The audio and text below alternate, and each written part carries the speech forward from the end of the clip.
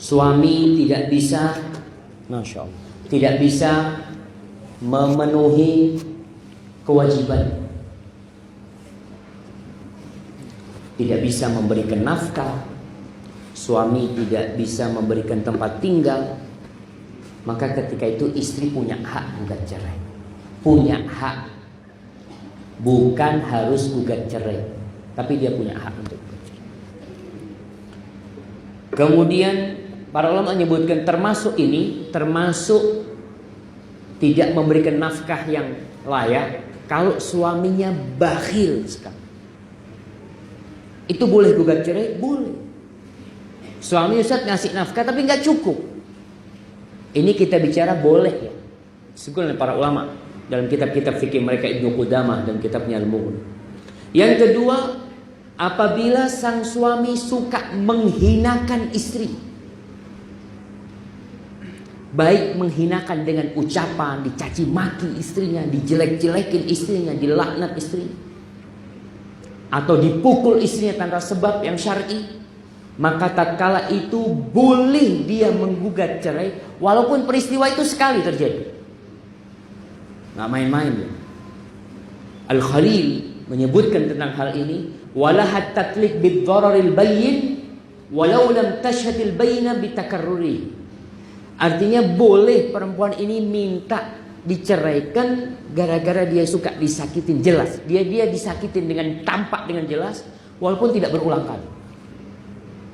Ini sang suami harus sadar kalau istrinya minta cerai, jangan tahu-tahu dia menyampaikan hadis Nabi SAW, ayyuma imra'atin talabat talaqan min ghairi ma bihi ba's. Wanita mana saja yang minta cerai tanpa ada sebab yang syar'i, faharamun alaihi raihatul jannah, maka haram bagi dia mencium bau surga. Tapi kalau ternyata antum nyakitin dia, mencaci maki dia, menghinakan dia, memukul dia, ketika itu dia punya hak untuk gugat cerai. Jadi hadis yang antum bacakan tadi nggak masuk, karena dia punya sebab bercerai itu. Kemudian yang ketiga, apabila si perempuan ini merasa bahaya karena sering ditinggal sama suaminya. Suaminya sering keluar kota, lebih dari 6 bulan. Seperti yang kerja umpamanya, ada yang jadi TKI, ada yang kerja di perkapalan, 9 bulan baru balik kadang-kala. Dia boleh, ini perkataannya boleh minta cerai kalau memang dia merasa bahaya. Artinya dia merasa terfitnah, kebutuhan dia tidak terpenuhi. Dia menikah salah satu tujuannya adalah menyelamatkan kehormatan diri. Ketika ditinggal suaminya kerja 2 tahun, kalau sang suami kerja 2 tahun mau di Malaysia, kerja 2 tahun di Saudi, dia bisa kawin lagi di sana.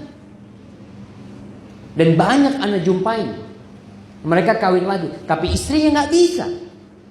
Ketika dia punya keinginan, apa yang harus dia lakukan?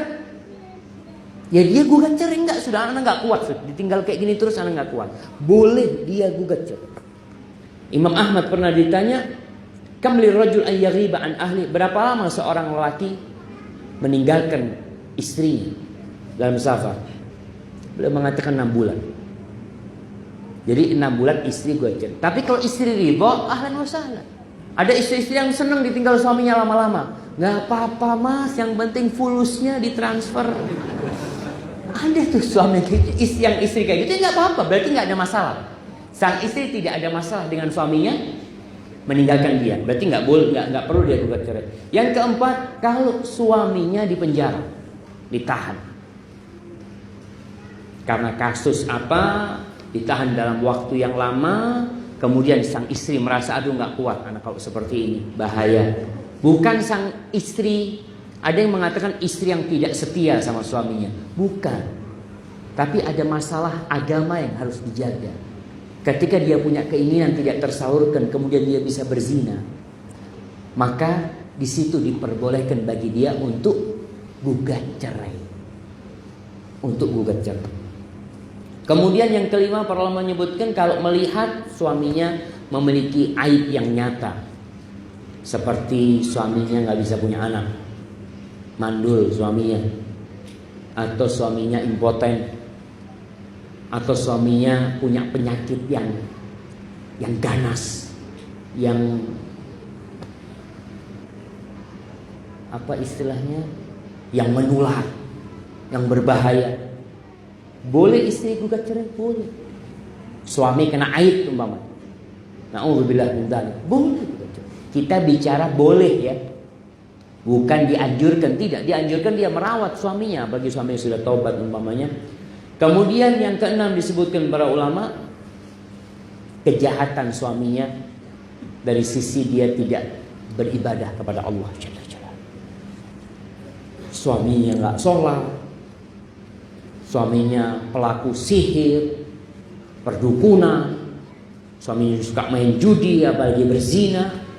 Jadi selama suaminya ini melakukan dosa-dosa besar yang belum mengeluarkan dari Islam, kalau suaminya sudah kufur, maka nikahnya otomatis terlepas sendiri. Suaminya umpamanya murtad, ya sudah, pernikahan itu sudah terlepas. Jadi si perempuan sudah bukan istrinya lagi. Tapi kalau masih melakukan dosa-dosa besar, si istri di sini hendaklah dia minta tolak, gugat cerai kalau memang dia sudah tidak bisa memperbaiki suaminya. Silakan subscribe dan klik tombol lonceng untuk mendapatkan notifikasi video terbaru. Jazakumullahu khair.